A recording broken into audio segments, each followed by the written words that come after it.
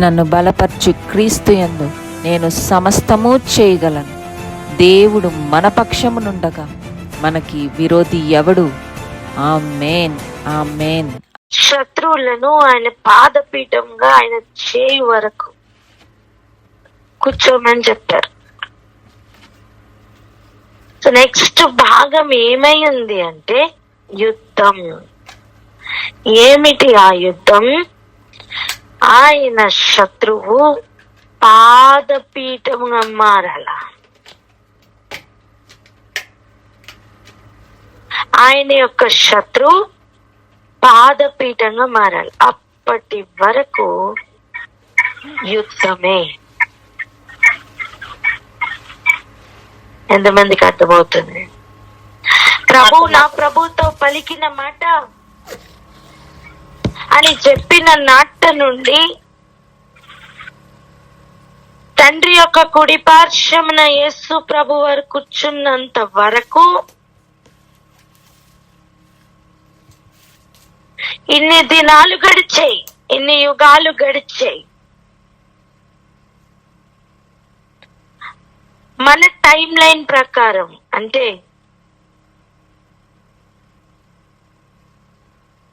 ఇప్పుడు ప్రస్తుతం మనం చూస్తున్న మన సోలార్ సిస్టమ్ లో ఈ సూర్యుని కింద ఉన్న ఈ భూమి తన చుట్టూ తను తిరిగితే ఒక రోజు,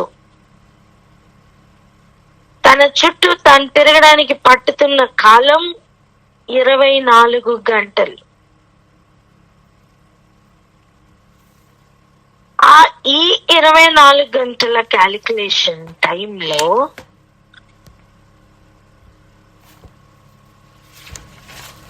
ఆయన తండ్రి యొక్క కుడి పార్శ్వమున కూర్చొని 2000 సంవత్సరాలు కావస్తు, 2000 సంవత్సరాలు 25 సంవత్సరములు కావస్తుంది.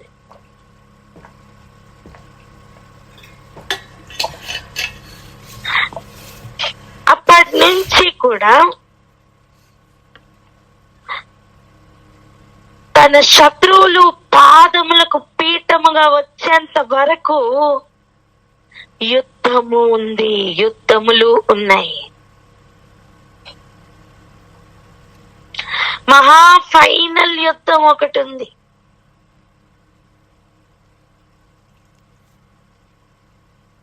ఫైనల్ యుద్ధం ఉందండి.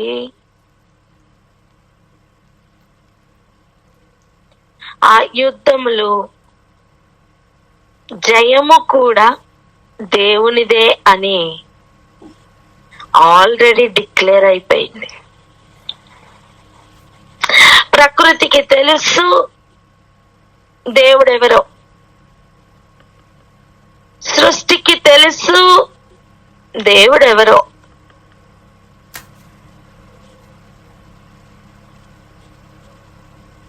ఎదిరించి పడిపోయిన వారికి తెలుసు దేవుడు ఎవరు,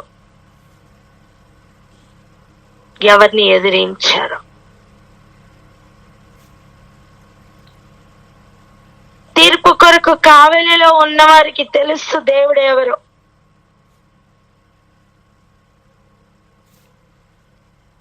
ప్రస్తుతం భూమి మీద ఉన్న ప్రజలకు తెలియాలి దేవుడు ఎవరు. మిగిలిన వాళ్ళందరికీ తెలుసు దేవుడు ఎవరు.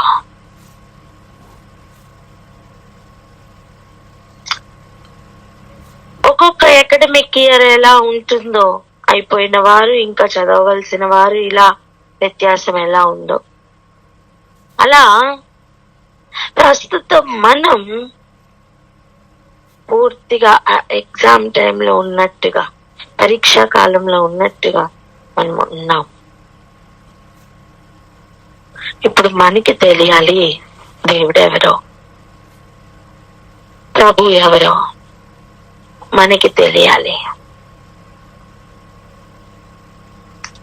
దయచేసి గమనించండి, ఆయన పలికిన మాటల్లో ఏది కూడా పొల్లు పోదండి.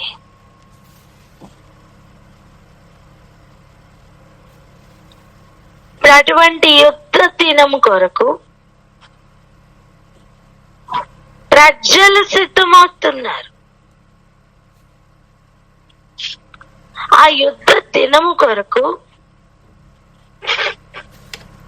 యవ్వన బిడ్డల్లో శ్రేష్ఠులు యుద్ధం కొరకు నిలబడుతున్నారు. అటువంటి పిలుపులో, అటువంటి ఏర్పాటులో ఉండడానికే ఆయన నామం పెట్టబడి పిలువబడ్డారు. ఇంతకీ ఈ సైనికులు వేసుకోవాల్సిన వస్త్రం ఏంటి? ఈ సైనికులు ఎలా తయారవ్వాలి అంటే పరిశుద్ధంగా తయారవ్వాలి. పరిశుద్ధత అనే వస్త్రాలు ధరించుకోవాలి.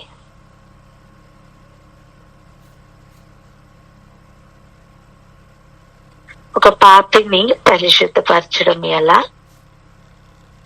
అజ్ఞాన స్థితిలో ఉన్న మనల్ని పరిశుద్ధపరచడం ఎలా?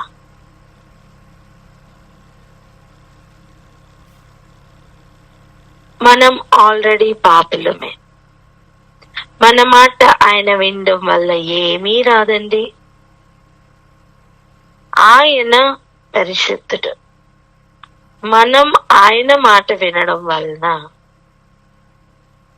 మనం కూడా ధర్మశాస్త్రము వలన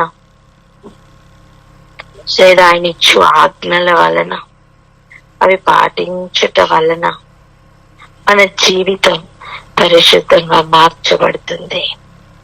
అపవిత్రతకు ఇంకా అపవిత్రత ఎంత యాడ్ చేస్తాం? ఆల్రెడీ ఉన్న మలినానికి ఇంకెంత మలినాన్ని కలుపుతాం? ఒక గోడకు పక్కన గోడ కట్టినట్టు, ఆ గోడ మీద ఇంకొక గోడ కట్టినట్టు పాపమునకు పాపం చేరుస్తూ చేరుస్తూ చేరుస్తూ ఎటువంటి నివాసం కట్టుకుంటున్నామో తెలుసా? మనం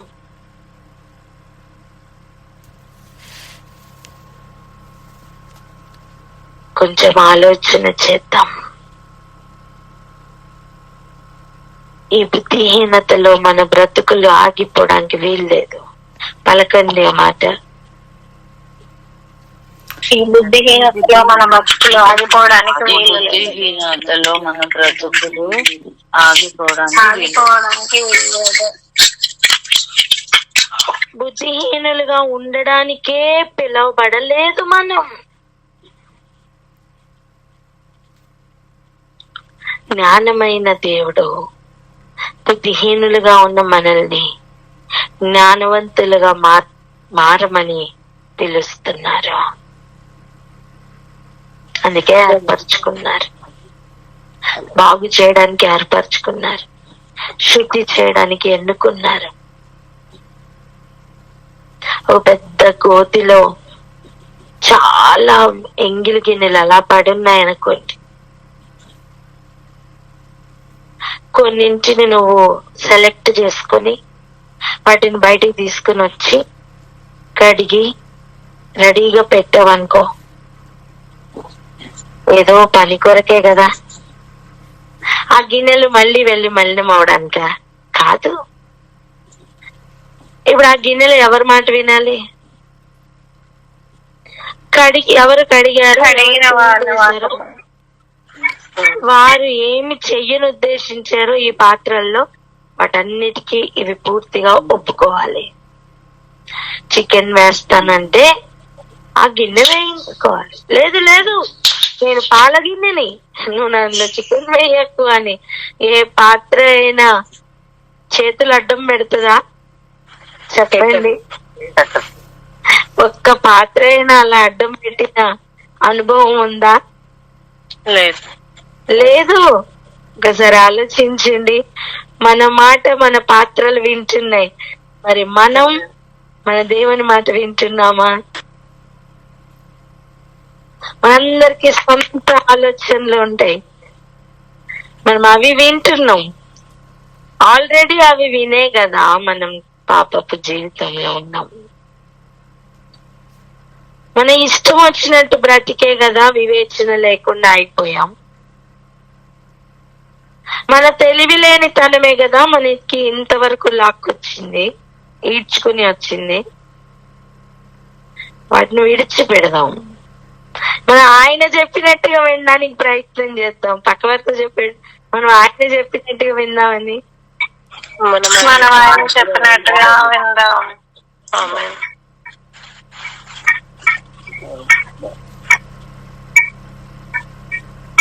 మనం ఎప్పుడైతే ఆయన మాట వినడానికి సిద్ధం అవుతామో,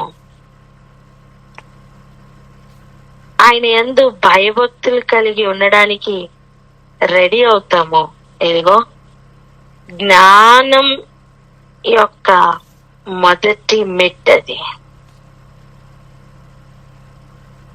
ఏదండి జ్ఞానం యొక్క మొదటి మెట్టేది? మాట. ఆయన మాట వినడానికి భయభక్తులు కలిగి ఉండడం. యెహోవా యందు భయభక్తులు కలిగి ఉండుట జ్ఞానమునకు మూలం. అంటే అర్థం, అది మొదటి మెట్టు. ఇక నువ్వు జ్ఞానం కలిగి ఉండడానికి నీ జీవితం యొక్క ప్రయాణం ప్రారంభించామని అర్థం. మనుషులకి అనేకమైన భయములు ఉంటాయి, భక్తులు ఉంటాయి, కానీ యెహోవా యందు అవి నిలిపితే అప్పుడు మాత్రమే జ్ఞానమును సంపాదించుట సాధ్యం. మూర్ఖత వలన మన నివాసములు మనం ఆల్రెడీ పాడు చేసుకున్నాం.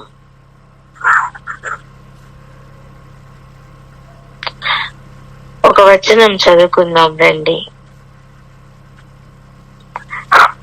సామెతల గ్రంథం 4వ అధ్యాయం 7వ వచనం చదువుదాం.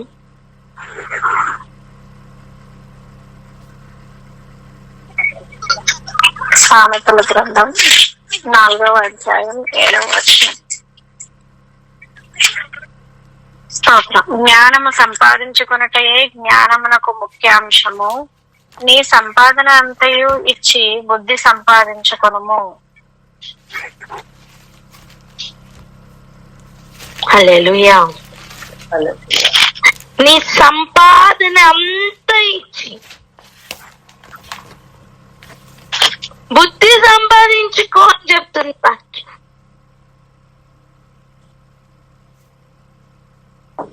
అంటే అది ఎంత విలువైందో ఆలోచించండి. అమ్మ, నీ దగ్గర నువ్వేం సంపాదించుకోవాలనుకుంటున్నావు? నువ్వెంత సంపాదించి ఆల్రెడీ ఉన్నావు? అదంతా ఇచ్చి బుద్ధి సంపాదించుకో అని చెప్తున్నారు. ఒకడు 10 రూపాయలే సంపాదించాడు, వాడు ఎంత ఇవ్వాలి? అదే ఇవ్వాలి. ఒకడు 1 కోటి రూపాయలు సంపాదించాడు, ఎంత ఇవ్వాలి? 1 కోటి ఇవ్వాలి. 1 కోటి ఇచ్చి ఏం తెచ్చుకోవాలి? బుద్ధి తెచ్చుకోవాలి. మీకు ఒక మాట జ్ఞాపకం చేయనా? ఒక సమయం వచ్చింది, అందరూ కునికి నిద్రపోయారు. ఒక 10 మంది ఉన్నారు. ఎంతమంది ఉన్నారు చెప్పండి? 10 మంది ఉన్నారు. ఒక 10 మంది ఉన్నారని చెప్పండి. ఒక 10 మంది ఉన్నారు. 10 మంది కూడా కునికి నిద్రపోయారని చెప్పండి. 10 మంది కూడా కునికి నిద్రపోయారు. కానీ నిద్ర లేచేసరికి 5 దగ్గర మాత్రమే పెళ్లి కుమారుణ్ణి ఎదుర్కోవడానికి కావలసిన నూనె ఉంది, వెలుగు ఉంది. వెలుగును కాపాడుకునే నూనె 5 దగ్గరే ఉంది. మిగిలిన 5 అప్పుడు అర్థమైంది వాడి దగ్గర ఉన్న నూనె చాలదని. అప్పుడు ఆ 5 అడుగుతున్నారు మిగిలిన 5 మీ దగ్గర ఉన్నది కొంచెం ఇవ్వా అంటే అప్పుడు వారు చెప్తున్న సమాధానం, అమ్మే వారి దగ్గర వెళ్ళి కొనుక్కొని పోండి. అంటే అప్పుడు బయలుదేరారు వీళ్ళు. ఎక్కడ తెలుసా? వారికి ఉన్నదంతా ఇచ్చి కొనడానికి బయలుదేరారు. అమ్మా, అమ్మవారి యొద్దకు వెళ్ళమని వాళ్ళు ఎలా గైడెన్స్ ఇచ్చారు? వాళ్ళు ఆల్రెడీ వారికి ఉన్న సంపాదన అంతా అమ్మి బుద్ధిని జ్ఞానంను సంపాదించారు కనుక దానంతటి వలన ఆ వ్యయ ప్రయాణములో, ఆ ప్రయాసలో వారికి సిద్ధులలో నూనె అమర్చబడినది కనుక వారు చెప్తున్నారు, అమ్మవారి యొద్దకు పొండి.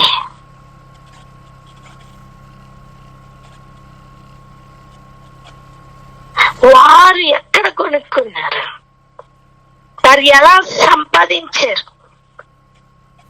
వారు ఉన్నదంతా వ్యయపరిచి బుద్ధిని సంపాదించుకున్నారండి.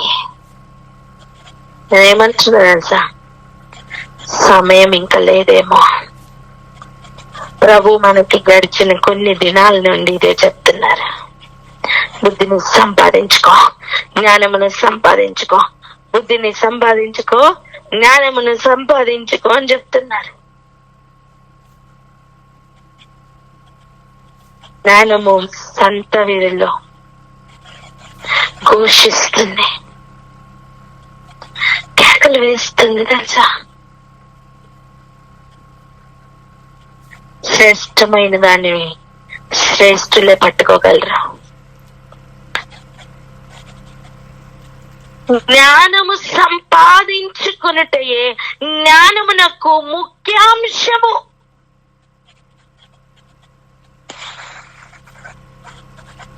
జ్ఞానము సంపాదించుకుంటున్నాను అనుకుంటూ బుద్ధిహీనతలో కంటిన్యూ అవుతున్న దానికంటే మోసకరమైన స్థితి ఇంకేముంది చెప్పండి? ఇంకేముంది?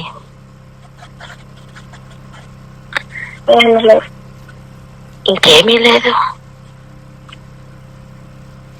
ఇక్కడనే ఆగి ప్రార్థన చేద్దాం. అయ్యా, నీ యుద్ధ దినము, ముందున్న యుద్ధ దినము కొరకు మీరు శ్రేష్ఠులను వెతుకుతున్నారు, మీరు శ్రేష్ఠులను సిద్ధపరుస్తున్నారు. ఆ గుంపులో నేను ఉండాలా? నీ పిలుపు, నీ ఏర్పాటు వ్యర్థం అవడానికి వీల్లేదు.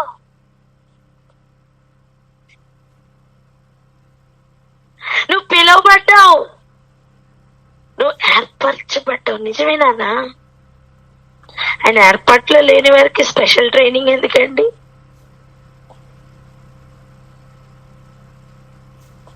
చెప్పండి, ఇవ్వండి. ఆయన ఏర్పాట్లో లేని వారికి స్పెషల్ ట్రైనింగ్ ఎందుకని? ఆయన ఏర్పాటులో లేని వారికి స్పెషల్ ట్రైనింగ్ ఎందుకు? మొదట పిలుపు, 2 ఏర్పాటు, 3వది ఒకటి ఉంది, నమ్మకానికి పరీక్ష. చెప్పండి, ఏంటి? నమ్మకానికి పరీక్ష.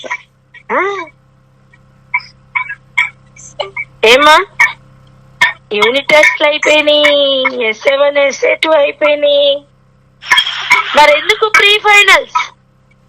అంటే నమ్మకత్వానికి పరీక్షలు. అర్థమైందా?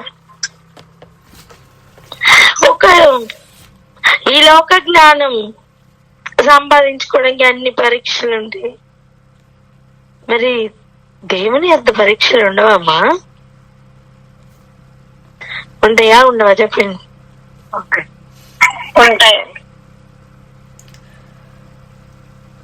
ఈ పరీక్షలు ఏమేమి ఇస్తాయి? పరీక్ష నిరీక్షణలు ఇస్తాయి.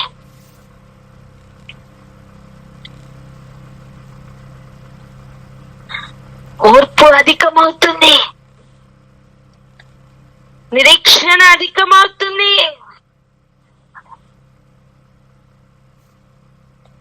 అందుకే ఇక్కడ ఆగి ప్రార్థన చేద్దాం.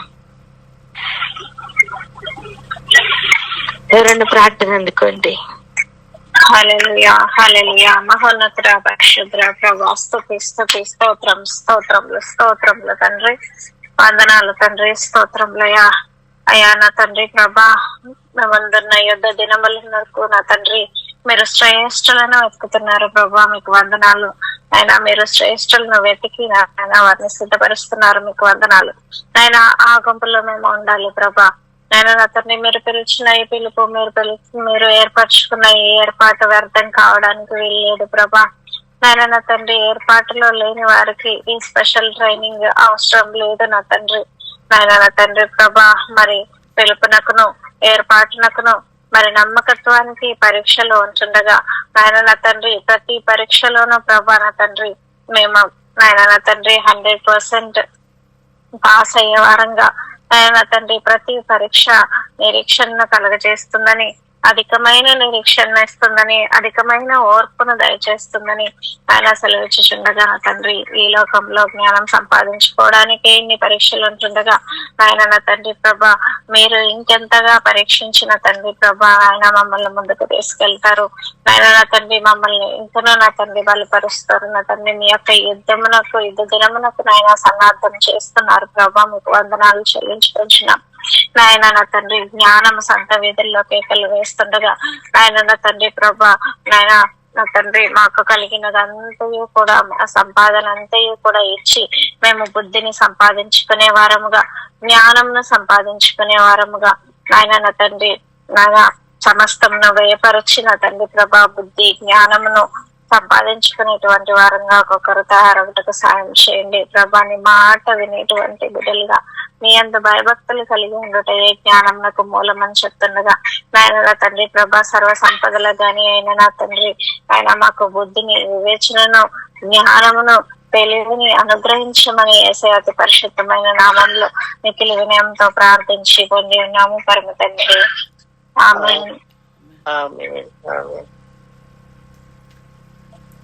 ఆమేన్. ఇప్పుడు నమ్మకత్వానికి పరీక్ష చెప్పండి అన్నమాట. నమ్మకత్వానికి పరీక్ష ఎందుకంటే మరి యుద్ధ దినము కొరకు సిద్ధమవుతున్న వారు పలకండి. యుద్ధ దినమునకు సిద్ధమవుతుంది. చూడండి ఒక మాట చదువుకుందాం రండి. రోమా పత్రిక 2వ అధ్యాయం 28, 29 వచనాలు చదవండి. రోమా పత్రిక 2వ అధ్యాయం 28, 29. 28, 29 వచనాలు. హల్లెలూయా. బాహ్యమునకు యోధుడైన వాడు యోధుడు కాడు, శరీరమందు బాహ్యమైన సున్నతి కాదు, అయితే అంతరంగమందు యోధుడైన వాడే యోధుడు. మరియు సున్నతి హృదయ సంబంధమైనదై ఆత్మయందు జరుగునదే గాని అక్షరం వలన కలుగునది కాదు. అట్టి వానికి మెప్పు మనుషుల వలన కలగదు, దేవుని వలననే కలుగును. అదే ఆమేన్. బాహ్యమునకు యూదుడైన వాడు యూదుడు కాడట. కాడు. బయటికి శరీరానికి ఇంటి పేరు యూదుడైనా సరే, ఇశ్రాయేలీలో ఒక తెగవాడైన యూదుడు అనిపించుకుంటున్నా సరే వాడు యూదుడు కాదట.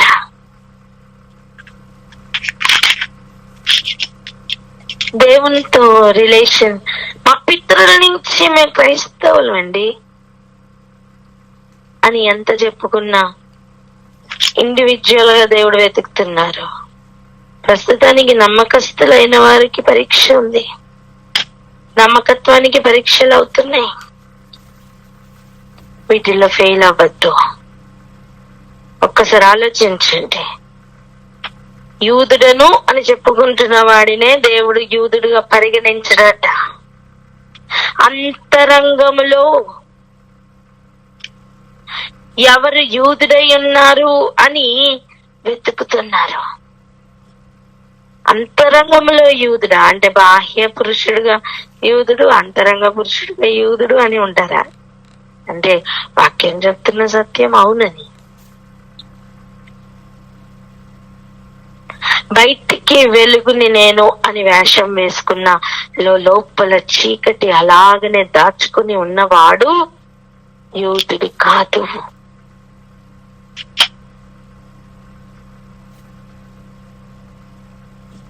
బయటికి అన్యజనుడే అయ్యుండొచ్చు, కానీ అంతరంగంలో మాత్రం దేవుని పట్ల ఆశ, ఆసక్తి, భయం, భక్తి అన్ని పెట్టుకుని ఆయన మాట వినడానికి హృదయాన్ని సిద్ధపరచుకొని, లగ్నపరుచుకొని, శరీరాన్ని జయిస్తూ మాట వింటున్న అనుభవంలోనికి వెళ్తున్న వాడు ఉన్నాడా? వాడేనండి యూదుడు.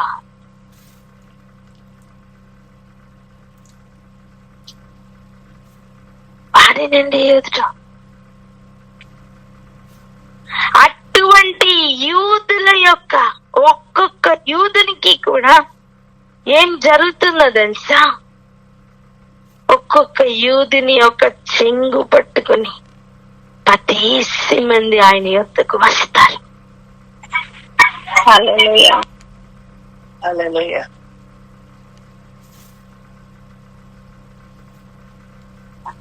యుద్ధ సన్నాహ దినం. పారిపోవారిగా ఉండరు. యుద్ధ సన్నాహ దినం వచ్చేవారిగా ఉంటారు. యవనస్తుల్లో శ్రేష్ఠులు. వీళ్ళు శ్రేష్ఠులు అని ఎలా నిరూపణ జరిగింది? పరీక్షలు నిరూపిస్తాయి. నమ్మకత్వానికి ప్రస్తుతం పరీక్ష. నిన్ను అనేక ఆకర్షణలు ఆకర్షిస్తూ ఉంటాయి. నమ్మకంగా ఉంటావా? పడిపోతావా? నోరు తెరిచి చెప్పాలి. నమ్మకంగా ఉంటావా? పడిపోతావా? సమాధానం ఏంటి? నమ్మకంగా ఉంటానయ్యా.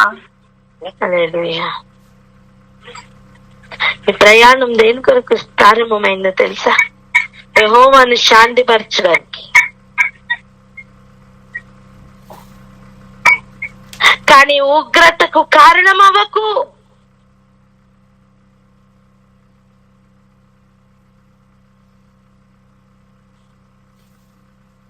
ఉగ్రతకు కారణమవ్వద్దు. దేవుడు అనుగ్రహిస్తున్న జ్ఞానం సమయం ఉండగానే సంపాదించుకోవాల్సిన అవసరత ఉంది. అలా కాకుండా దాన్ని నిర్లక్ష్యం చేశామా మనకి ఏం లేదనే అర్థం తెలుసా? తెలివి. చెప్పండి. తెలివి. ఒక్క ఆధారం దొరికింది అనుకోండి, గుంటలో ఉన్నవానికి ఏదో రకంగా అక్కడ ఉన్న ఒకరాయి పేర్చుకొని సంహవ్ తన హైట్ పెంచుకొని ఆ వచ్చిన ఆధారాన్ని పట్టుకొని జాగ్రత్తగా పైకి వెళ్ళిపోయాడు అనుకోండి, తెలివి చేతవాడు బయటికి లాగబడతాడా? తెలివి చేతవాడు ఆ వచ్చిన ఆధారాన్ని గట్టిగా పట్టుకున్నాడని అర్థం.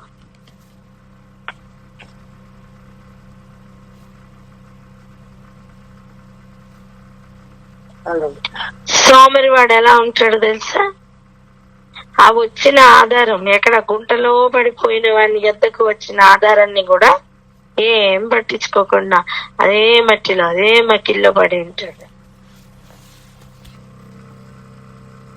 జ్ఞానం సంపాదించుకోవాలా, బుద్ధిని తెలివిని సంపాదించుకోవాలా. దాని కొరకు నీకున్నదంతా ఇచ్చేయి, ఏం పర్లేదు. బుద్ధి సంపాదించుకుంటే చాలు. 10 మంది కునికి నిద్రపోయారండి, 5 కునికారు, 5 కునకలేదని ఏంలా.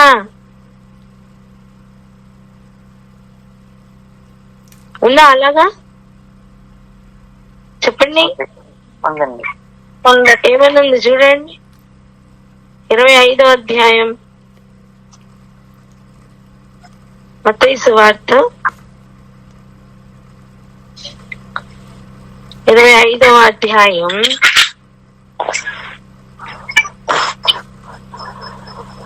5-6 వచనాలు చూడండి. మత్తయి సువార్త 25వ అధ్యాయము 5-6 వచనాలు. పెండ్లి కుమారుడు ఆలస్యం చేయగా వారందరూ కునికి నిద్రించుచుండిరి. వారందరూ కునికి నిద్రించుచుండిరి. ఎవరందరూ? 10 మంది కూడా ఆలస్యమైందని నిద్రపోయారండి. ఉనికి నిద్రపోయారు. ఒక్కరు ఉన్నారు, 5గురు లేచున్నారు, 5గురే పడుకున్నారని లేదు. అందరూ కునికి నిద్రపోయారు. ఇప్పుడు అసలు స్టోరీ స్టార్ట్. అప్పటి వరకు అందరూ సేమ్. వింటున్నారా? అర్ధరాత్రి వేళ ఇదిగో పెండ్లి కుమారుడు, అతని ఎదుర్కొనండి అను కేక వినపడెను. ఇదిగో ఎదుర్కొనండి అనే ఒక కేక వినపడిందట. అప్పుడు ఆ కన్యకులందరూ లేచి తమ దివిటీలను చక్కపరిచిరి. కానీ ఇక్కడ డిఫరెన్స్ స్టార్ట్ అయింది. బుద్ధి లేని ఆ కన్యకులు మా దివిటీలు ఆరిపోచున్నవి అని గుర్తుపట్టారు. విషయం అర్థమైందా? కునికి అందరూ నిద్రపోతారు, కానీ లేచినప్పుడు కూడా నీకు ఆ వెలుగు కంటిన్యూ అవ్వాలి. నీ దీపంలో వెలిగి ఉండాలి. అందుకు బుద్ధిగల కన్యకలు చూడండి, మీరు అడుగుతున్న మీ నూనెలో కొంచెం మాకు ఇయుడని బుద్ధిగల వారిని అడిగిరి. అందుకు బుద్ధిగల కన్యకలు చెప్తున్నారు, మాకును మీకును ఇది చాలదేమో, మీరు అమ్మవారి వద్దకు పోయి కొనుక్కొనుడని చెప్పిరి. అప్పుడు వీరేం చేశారట? వారు కొనబోగుచుండగా, గమనించేది, వారు కొనాలనుకుంటున్నారు కానీ కొనబోవడానికి రెడీ అవుతున్నప్పుడు పెళ్లి కుమారుడు వచ్చెను. అప్పుడు సిద్ధపడి ఉన్నవారు అతనితో కూడా విందుకు వెళ్ళిపోయారు. తలుపు మూయబడి తర్వాత మిగిలిన వారు వచ్చి అయ్యా అయ్యా మాకు కూడా తలుపు తీయమని అడుగుతున్నారు. దానికి శబ్దం వినబడుతుంది, ఏమని తెలుసా?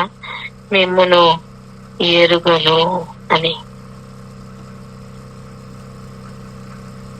ఒక్కసారి ఆలోచించండి. ఒక ఉపమానమే.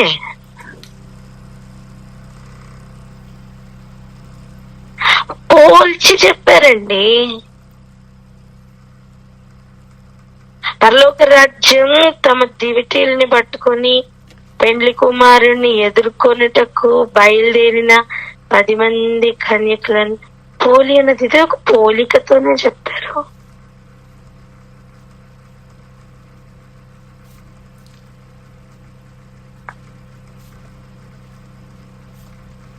ఈరోజు సమయం ఉన్నప్పుడే ఉన్నదంతా అమ్మి బుద్ధిని సంపాదించుకోవడం మంచిదేమో.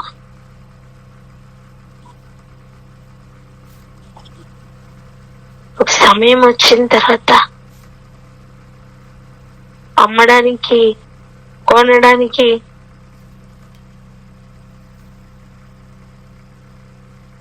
అన్ని సిద్ధపరచుకుంటున్నప్పుడు ఆయన వచ్చేస్తే మన పరిస్థితి ఏంటి? అందుకే సమయం ఉన్నప్పుడే బుద్ధి జ్ఞానాన్ని సంపాదించుకుందాం. తండ్రి యొక్క అనేక నివాస స్థలాలు ఉన్నాయి. ప్రస్తుతం ఉన్న ఈ నివాస స్థలమైన ఈ భూమి మీద సమయం ఉన్నప్పుడు బుద్ధి సంపాదించుకోకపోతే అనేక నివాస స్థలాల యొద్దకు ఎందుకు దేవుడు తీసుకెళ్తారు?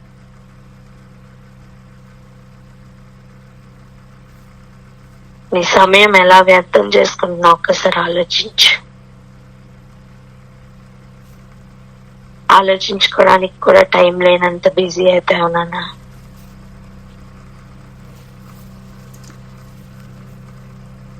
లోకంలో ఉన్నప్పుడు అదే తప్పులు చేసి, అదే పాపములు చేసి, దేవుని నామం పెట్టుకుని మళ్ళీ అదే పాపం చేస్తూ ఏం ప్రయోజనం నాన్న? బుద్ధి మారకపోతే ఏం ప్రయోజనం? నువ్వు దేని కొరకు కనిపెట్టుకుంటున్నావు? నీ నిరీక్షణ ఏంటి? దేని మీద కట్టుబడుతున్నావు? అన్నిటినీ ఒకసారి చెక్ చేసుకుని బుద్ధిని సంపాదించుకోవడానికి ప్రయాసపడదాం. దేవుడు అంతరంగ యూదులను వెతుకుతున్నారు. ఈ సెలక్షన్ లో పడిపోవద్దు. ప్రార్థన చేసుకుందాం.